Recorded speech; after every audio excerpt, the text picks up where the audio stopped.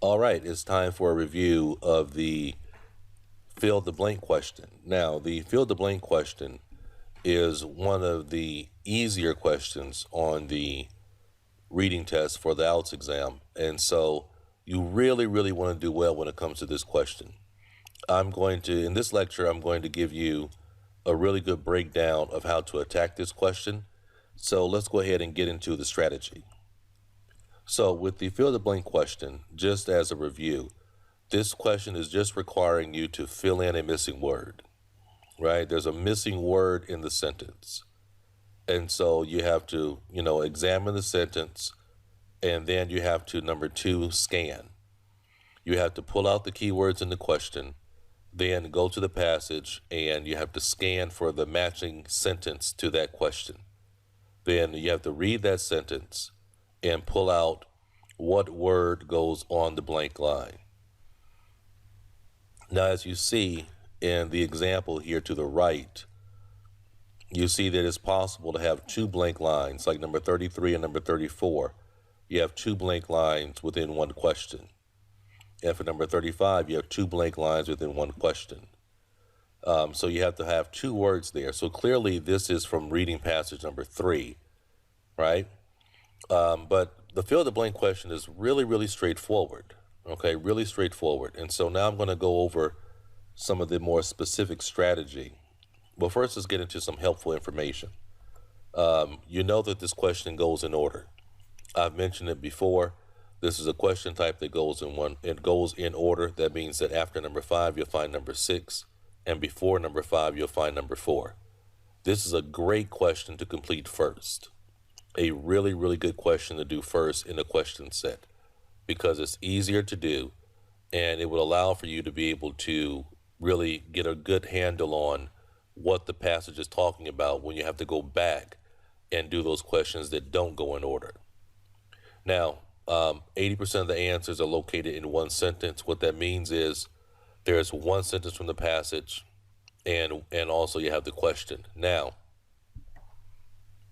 I will say this, that percentage of the answer being located in one sentence is slowly dropping down more and more as the test is progressing forward, the real exam. Now they're trying to really create a compound sentence, meaning that they're really taking two sentences, and using two sentences from the passage to create one question, like one sentence in a question. And so you have to be aware that that is a trend, right? One of the things that I try to make sure that I pay attention to and advise you on are the trends that are happening with the exam. And one of those trends is that they really are using more and more are using two sentences to create a question. So they'll take maybe some information from sentence number 3 in paragraph number 2, and some information from sentence number 4 in paragraph number 2. Take that information together and create one question. Okay? And so a lot of the question language might come from sentence number 3, and then the answer will be located in sentence number 4. So just be aware of that, because it's happening more and more. Okay, now let's go ahead and take a look at the application of the question strategy. So here I put together the questions and the matching passage language. So when you're talking about strategy, you look over to the right-hand side, and you'll see that the answering strategy, you first want to examine the questions, look at the questions. I think it's a good idea to try to first identify which question is easier to do first, right? Some questions have very specific language or specific details. When you're looking at these questions, there really is this one, number 3. Number 3, I think, is actually the easiest one to start with first. We don't see 1 and 2 above this, but number 3 mentions 26 children, right? That might be really easy to find, right? And I know number 4 and 5 will be below that, and numbers 2 and 1 will be above that. So you want to examine the question, identify the keywords, right? Identify the keywords in the question. So For number 3, 26 children. And the language I want to pay attention to that's going to connect to the answer is the word different, right? And then for number 4, the language that's going to connect to the answer is older. And for number 5, we have equal number of new and blank. So whatever this answer is for number 5, it will connect to the word new, right? Connect to the word new. So I think it's really important for you to really recognize the language that's coming before or after the blank line, because your answer choice will always connect to that language. So when I'm looking at a sentence, when I'm looking at a matching sentence in the passage, I'm not trying to comprehend that entire sentence. I'm trying to locate the language that's coming before or after the blank line, because I know that's what my answer is going to point to. So many students waste time and get caught up in trying to, I need to understand the entire sentence and comprehend the entire sentence. For a fill-the-blank question, that's not necessary. Once you find the matching sentence, look at it. Find the language that comes before and after the blank line, and you'll find the answer choice.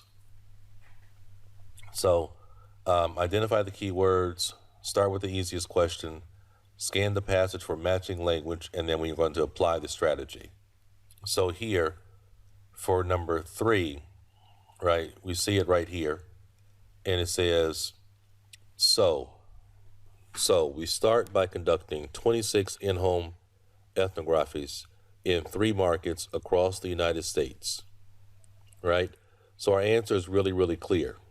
We see 26, right? And it says in 3 markets. In 3 is synonym for different. In 3 markets. Here it says in 3 markets across the United States. So the word order is a little bit different, because in the question it says from different U.S., and here it says in 3 markets across the United States instead of saying in 3 U.S. markets. So that's what I mean by reordering the language, sentence reordering, right? Sentence reordering. But the answer is markets. Now, number 4 is really straightforward. Not going to spend a lot of time on it. Some children have older. Here it says, because previous research has shown the effects of older siblings. Answer is number 4. And number 5 is really straightforward also. Equal number of new and experienced players. In order to understand both experienced and new, right, we divided the sample, right? So we have an equal number of experienced and new. Again, all they did was switch up the word order, new and experienced, experienced and new. Let's go ahead and look at another example.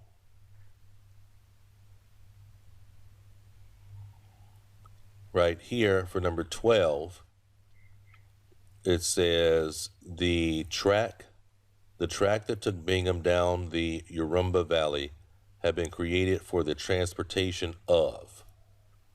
My answer is going to connect to what language? Transportation of. When Bingham and his team set off down the Urumba in late July, they had an advantage over travelers who had preceded them. Right? A track had recently been blasted down the Valley Canyon to enable rubber to be brought up by mules from the jungle. So it had been created for the transportation of rubber. Right? Transportation is what? Brought up by mules. Brought up by mules is a synonym for transportation. And what are they transporting? They are transporting rubber.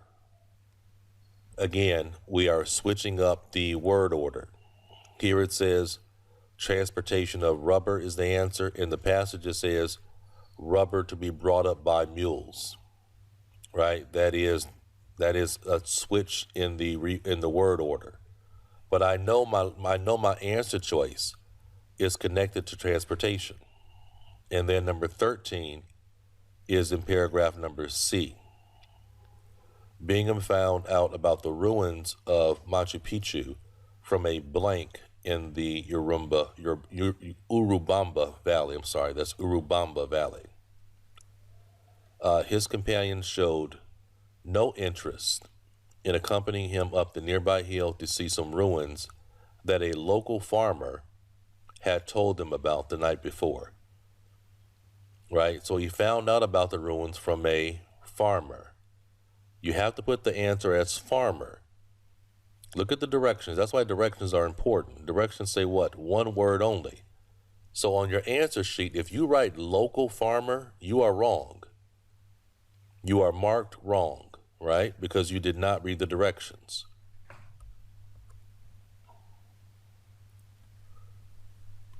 All right, here is another example. Early humans used a material called blank to make the sharp points. From our earliest origins, man has been making the use of glass. Right? Historians have discovered that a type of natural glass, obsidian, formed in places such as the mouth of the volcano as a result of the intense heat and melting sand, was first used as tips for spears. Right? So we have numbers 1 and 2 in one sentence together. Right? Earliest humans used a material called what? Obsidian. A material called obsidian to make sharp points of their spears. Tips, sharp points, tips, sharp points. All right. And number 3, 4000 BC, blank made of stone. All right. So it says archaeologists have even found evidence of man-made glass which dates back to 4000 BC. This took the form of glazes used for coating stone beads. Right? So the beads, right? The beads are made of stone.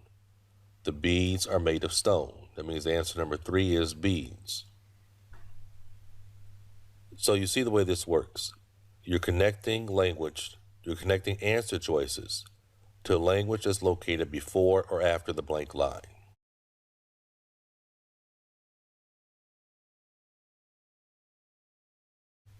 Right?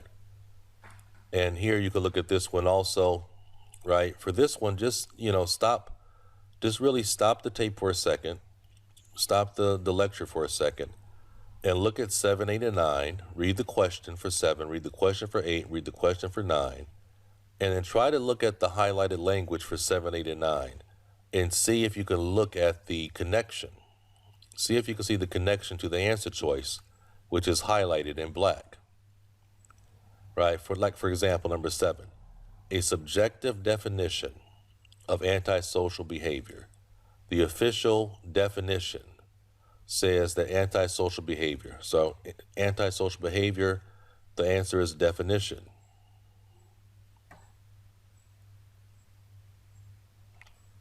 Right? Now it says here the official, and it says what? The legal definition is also widely inclusive. The legal definition. The legal definition is the synonym for official. Right? So it says a subjective definition, but then it says as the legal definition is also. Right? So that's our synonym language.